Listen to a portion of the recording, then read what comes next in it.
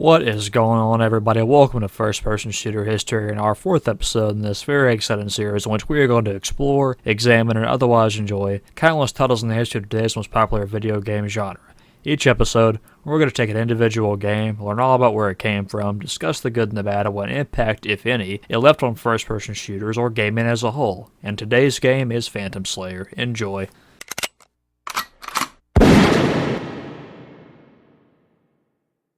Phantom Slayer was developed by Med Systems and published by Microdeal in 1982 for the Dragon 32 and Tandy color computer, which is also known as the Coco.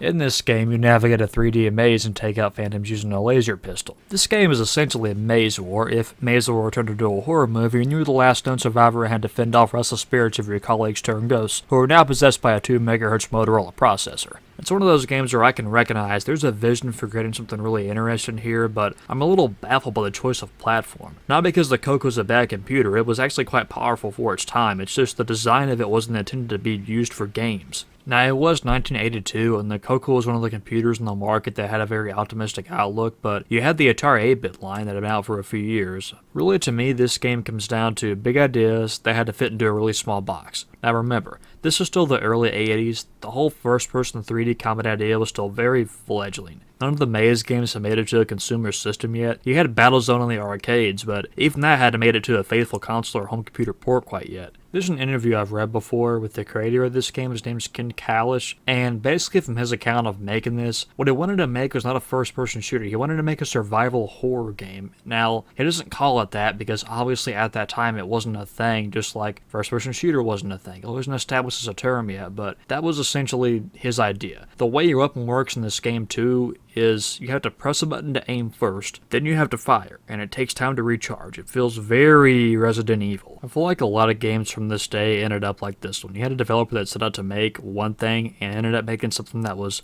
totally different. I'm going to talk more about the aspects of this game, but I want to do it in the scoring because it just makes sense, so here we go. Gameplay. Now, this game is actually pretty freaking hard. Trying to kill one of the phantoms is like being a kid in school, trying to take on the biggest class bully. I'm strutting down these hallways like, man, I got this, and all of a sudden he's right there in my face, and I'm like, oh, laser gun, shoot. Like I said, it's hard, but I'm not going to hold that against it. It's fine. That's the one thing this game got right is the suspense and just putting that anxiety right in you. Like when you hear those footsteps and you know that phantom's coming and you don't even know where because you really can't see where you're going, and that's what I'm going to get to next in graphics. Now herein lies my main issue with this game. With regard to graphics, this game isn't a first-person shooter. It's a first-person psychedelic blast in the freaking face. Now I know a lot of this is hardware, but what is the deal with all the neon green? This reminds me of like one of those giant display walls you see in conspiracy movies they use to brainwash people they kidnap. After playing this game, I have to say, I think I understand how it works. And that goes for the rest of the colors too. Honestly, this game I think will look better in monochrome because the color is just so damn distracting, especially with all the long hallways. I often can't tell where a turn is without really focusing, and that's just annoying. Again, hardware limitations, the lack of standards. I'm going to give 2 points for graphics, and I will go 3 for gameplay. Sound is about what you'd expect. It's not spectacular, but it's there. It's what the machine can do. 1 point. Story, it's also there. Basically, you're the Phantom Slayer and you slay phantoms, period. Point for story because